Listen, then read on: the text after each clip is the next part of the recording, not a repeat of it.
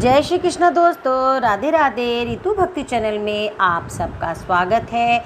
आज हम गरुड़ महापुराण के धर्मकांड में नरकों का स्वरूप, नरकों में प्राप्त होने वाली विविध यातनाएं एवं नरक में गिरने वाले कर्म एवं जीव की शुभ अशुभ गति। श्री सूत जी ने कहा, पूछे गए अपने प्रश्नों का सम्यक उत्तर सुनकर पक्षी राज गरुड़ अतिशय आवाहित हो भगवान विष्णु से नरकों के स्वरूप का जानने की इच्छा प्रकट की। गरुड़ ने कहा, हे उपेंद्र, आप मुझे उन नरकों का स्वरूप और भेद बताएं जिनमें जाकर पापीजन अत्यधिक दुख भोगते हैं। श्री भगवान ने कहा, हे अरुण के छोटे भाई गरुड़, नरक तो हजारों की संख्या में हैं, सभी को विस्तृत रूप से बताना संभव नहीं है, अतः मैं मुख्य मुख्य नरकों को बता रहा हूँ। हे पक्षीराज, तुम मुझसे ये जान लो कि रौरव नामक नरक अन्य सभी की अपेक्षा प्रधान है। झूठी गवाही देने वाला और झूठ बोलने वाला व्यक्ति रौरव नरक में जाता है। इसका विस्तार 2000 योजन में है। जांग भर की गहराई में वहाँ दुस्तर गड्ढा है। दहकते हुए अंगारों से भरा हुआ वह गड्ढा पृथ्वी के समान बराबर, वहाँ की भूमि भी तपता अंगार जैसी है। इसमें यम के दूत पापियों को डाल देते हैं। उस जलती हुई अग्नि से संतप्त होकर पापी उसी में इधर उधर भागता रहता है। उसके पैर में छाले पड़ जाते हैं जो फूट कर बहने लगते हैं। रात दिन वे पापी वहाँ पैर उठा उठा कर चलता है। इस प्रकार वे जब 1000 योजन उस नरक का विस्तार कर पार कर लेता है, तब उसे पाप की शुद्धि के लिए उसी प्रकार के दूसरे नरक में भेज दिया जाता है। हे पक्षेन, इस प्रकार मैंने तुम्हें रौरव नामक प्रथम नरक की बात बता दी। अब तुम महारौरव नामक नरक की बात सुनो। ये नरक 5000 योजन में फैला हुआ है। वहाँ की भूमि तांबे के समान वर्ण वाली है। उसके नीचे अग्नि जलती रहती है। वे भूमि विद्युत प्रभा के समान कांतिमान है। देखने में वे पापी जनों को महाभयंकर प्रतीत होती है। यमदूत पापी व्यक्ति के हाथ पैर बांधकर उसे उसी में लुढ़का देते हैं और वे लुढ़कता हुआ उसमें चलता है। मार्ग में कौवा, बगुला, भेड़िया, उल्लू, मच्छर, बिच्छू आदि जीव जंतु क्रोध आतुर होकर उसे खाने के लिए तत्पर रहते हैं। वे उस जलती हुई भूमि एवं भयंकर जीव जंतुओं के आक्रमण से इतना संतप्त हो जाता है कि उसकी बुद्धि भी भ्रष्ट हो जाती है। वे घबराकर चिल्लाने लगता है तथा बार बार उस कष्ट से बेचैन हो उठता है। उसको वहाँ कहीं पर भी शांति प्राप्त नहीं होती है। इस प्रकार उस नरक लोक के कष्ट भोगते हुए पापी के जब हजारों वर्ष बीत जाते हैं, तब कहीं जाकर मुक्ति प्राप्त होती है। इसके बाद जो नरक है उसका नाम है अतिशीत। वे स्वभावतः अत्यंत शीतल है। महारौरव नरक के समान ही उसका भी विस्तार बहुत लंबा है। वे गहन अंधकार से व्याप्त रहता है। असह कष्ट देने वाले यमदूतों के द्वारा पापी जन लाकर यहाँ बांध दिए जाते हैं। अतः वे एक दूसरे का आलिंगन करके वहाँ की भयंकर ठंड से बचने का प्रयास करते हैं। उनके दांतों में कटकटाहट होने लगती है। हे पक्षीराज, उनका शरीर वहाँ की उस ठंडक से कांपने लगता है। वहाँ भूख प्यास बहुत अधिक लगती है। इसके अतिरिक्त भी अनेक कष्टों का सामना उन्हें वहाँ करना पड़ता है। वहाँ हिमखंड का वहन करने वाली वायु चलती है जो शरीर की हड्डियों को तोड़ देती है। वहाँ के प्राणी भूख से त्रस्त होकर मज्जा, रक्त और गल रही हड्डियों को खाते रहते हैं। परस्पर भेंट होने पर भी वे सभी पापी एक दूसरे का आलिंगन कर भ्रमण करते रहते हैं। इस प्रकार उस तमस आवृत नरक में मनुष्य को बहुत से कष्ट झेलने पड़ते हैं। हे पक्षीराज, जो व्यक्ति अन्याय असंख्य पाप करता है, वे इस नरक के अतिरिक्त निकृंतन नाम से प्रसिद्ध दूसरे नरक में जाता है।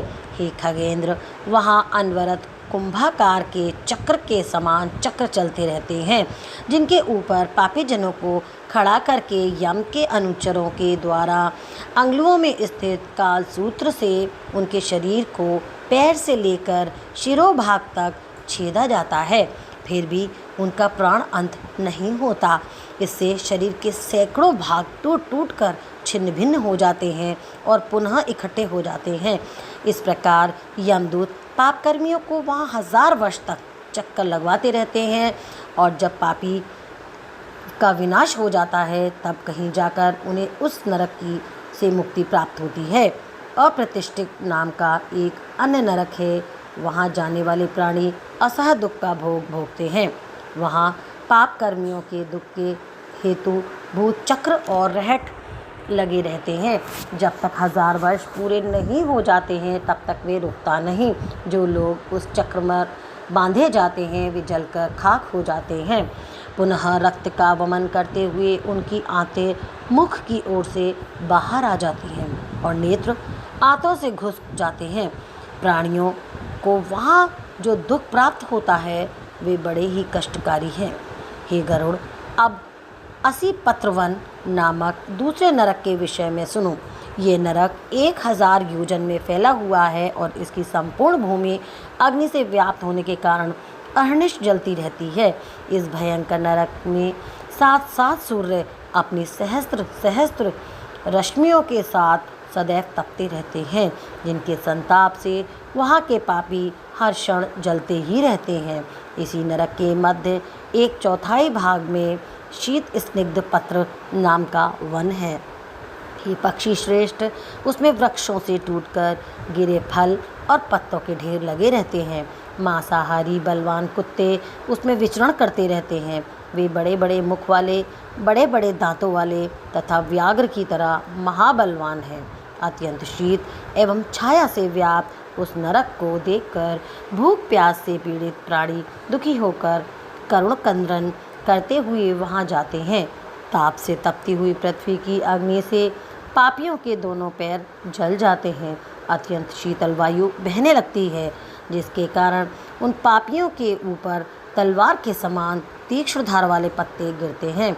जलते हुए अग्नि समूह से मुक्त भूमि से पापीजन भिन्न भिन्न होकर गिरते हैं। उसी समय वहाँ के रहने वाले कुत्तों का भी आक्रमण उन पापियों पर होने लगता है।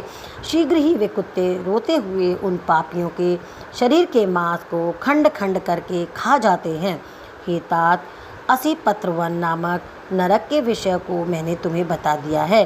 अब तुम महाभयानक तप्त कुंभ नाम वाले नरक का वर्णन मुझसे सुनो। इस नरक में चारों ओर फैले हुए अत्यंत गरम गरम घड़े हैं। उनके चारों ओर अग्नि प्रज्वलित रहती है। वे उबलते हुए तेल और लोहे के चूरन से भरे रहते हैं।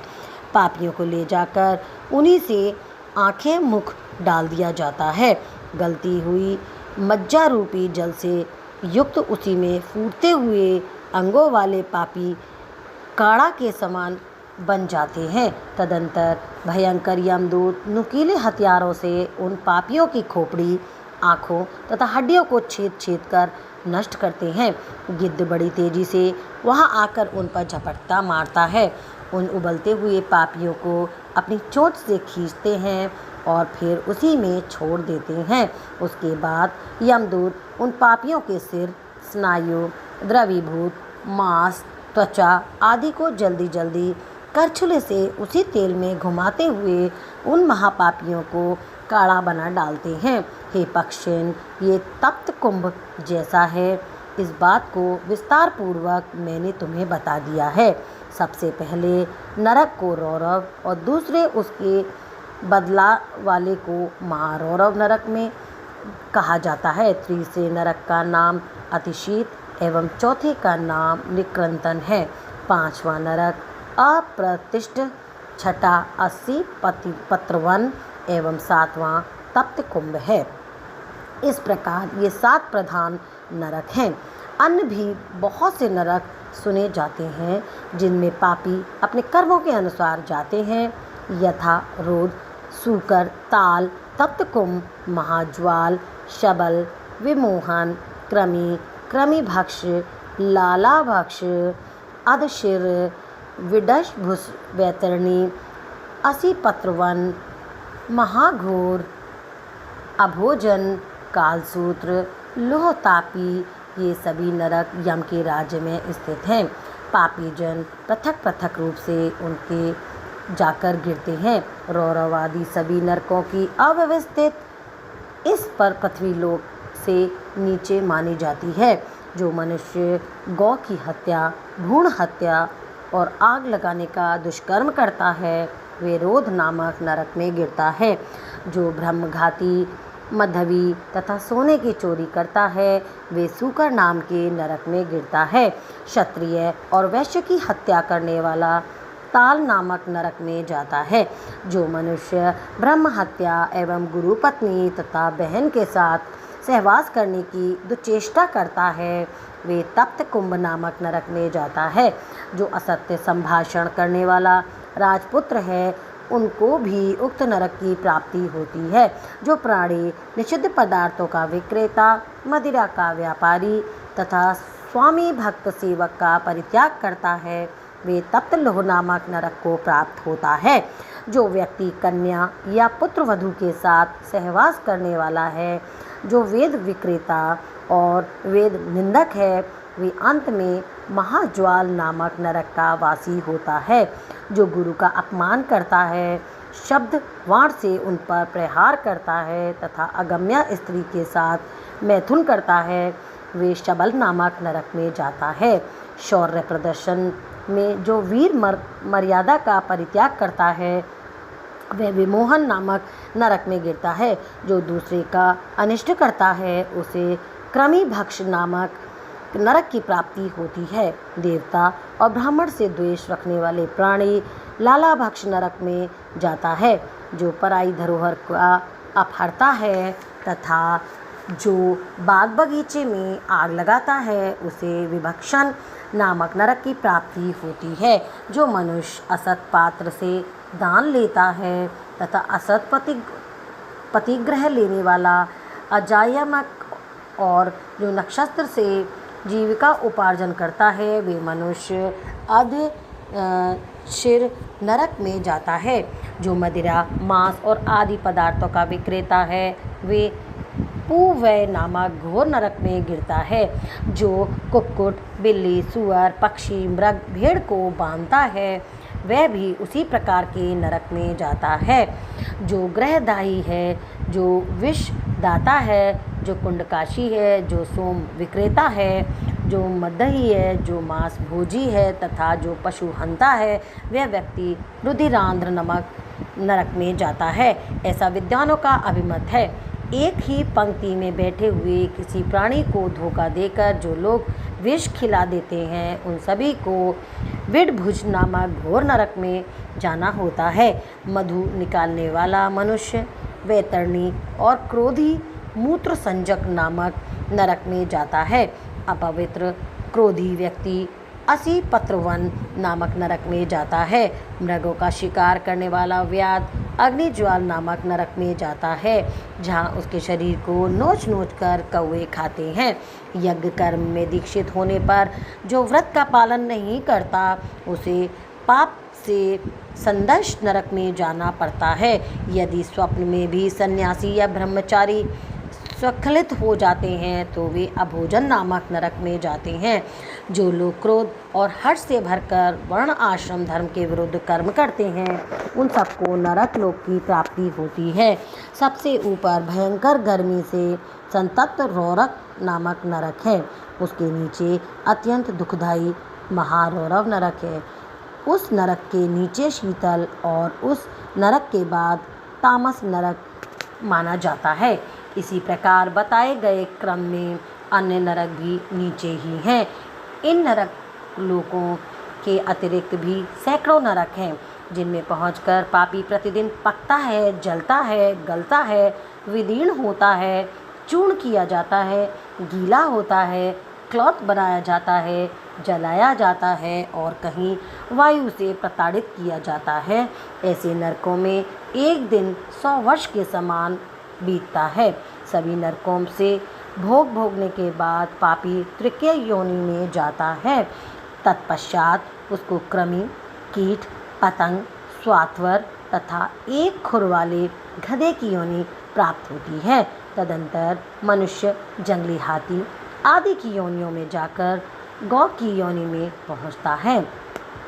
हे गरुण, गधा, घोड़ा, खच्चर, गौर, मृग, शशर और चमरी, ये 6 योनियाँ एक खुर वाली होती हैं। इनके अतिरिक्त बहुत सी पापाचार योनियाँ भी हैं जिनमें जीव आत्मा को कष्ट भोगना पड़ता है। उन सभी योनियों को पाकर प्राणी मनुष्य योनि में आता है और कुबड़ा, कुलचित, वामन, चांडाल और पुलकश आदि नर योनियों में जाता है। अविष्ट पाप पुण्य से संबंधित जीव बार बार गर्भ में जाता है और मृत्यु को प्राप्त होता है। उन सभी पापों के समाप्त हो जाने के बाद प्राणी को शूद्र, वैश्य, क्षत्रिय आदि की आरोहणी योनि प्राप्त होती है।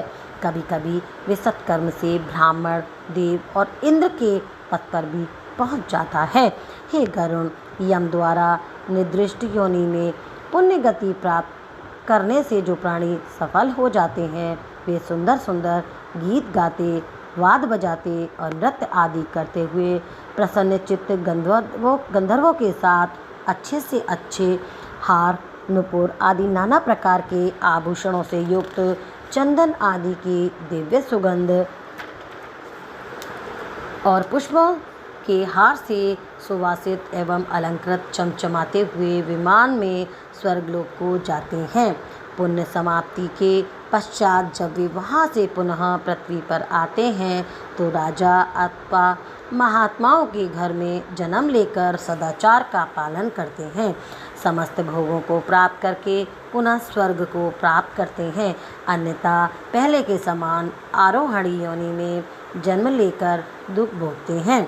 मृत्यु लोक में जन्म लेने वाले प्राणी का मरना तो निश्चित है। पापियों का जीव अधो मार्ग से निकलता है। तदंतर पृथ्वी तत्व में पृथ्वी, जल तत्व में जल, तेज तत्व में तेज, वायु तत्व में वायु, आकाश तत्व में आकाश तथा सर्वव्यापी मन चंद्र में जाकर विलीन हो जाता है। हे गरुण, शरीर में काम, क्रोध एवं 5 इंद्रियां, इन सभी को शरीर में रहने वाले चोर की संज्ञा दी गई है। काम, क्रोध और अहंकार नामक विकार भी उसी में रहने वाले चोर हैं। उन सभी का नायक हमारा मन है। इस शरीर का संहार करने वाला काल है जो पाप और पुण्य से जुड़ा हुआ होता है। जिस प्रकार घर के जल जाने पर व्यक्ति अन्य घर की शरण लेता है, उसी प्रकार पंचेंद्रियों से युक्त जीव इंद्रियाधृष्ट देवताओं के साथ शरीर का परित्याग कर नए शरीर में प्रविष्ट हो जाता है। शरीर में रक्त, मज्जातीत 7 धातुओं से युक्त वे 60 कौशिक शरीर है। सभी प्राण, अपान आदि 5 वायु, मल, मूत्र, व्याधियाँ, पित्त, श्लेष, मज्जा, मांस, मेदा, अस्थि, शुक्र और स्नायु, ये सभी शरीर के साथ ही अग्नि में जलकर भस्म हो जाते हैं। हे ताक्ष, प्राणियों के विनाश को मैंने तुम्हें बता दिया है। अब उनके इस शरीर का जन्म पुनः कैसे होता है उसको मैं तुम्हें बता रहा हूँ। यह शरीर नसों से आबद्ध, श्रोत्रादिक इंद्रियों से युक्त और 9 द्वारों से सम्मानित है। ये सांसारिक विषय वासनाओं के प्रभाव से व्याप्त, काम, क्रोध आदि विकार से सम्मिलित, राग द्वेष से परिपूर्ण तथा तृष्णा नामक भयंकर चोर से युक्त है। यह लोभ रूपी जाल में फंसा हुआ है और मोह रूपी वस्त्र से ढका हुआ है। ये माया से भली भांति आबद्ध एवं लोभ से अधिपृष्ट पुर के समान है। सभी प्राणियों का शरीर इसमें व्याप्त है। जो लोग अपनी आत्मा को नहीं जानते हैं वे पशुओं के समान हैं। हे गरुण, 84 लाख योनियाँ हैं और उद्दिज पृथ्वी में अंकुरित होने वाली वनस्पतियाँ, स्वदेजस पसीने से जन्म लेने वाले जुए और लीख आदि कीट, अंडज, पक्षी तथा जरायुज मनुष्य में ये संपूर्ण सृष्टि विभक्त है।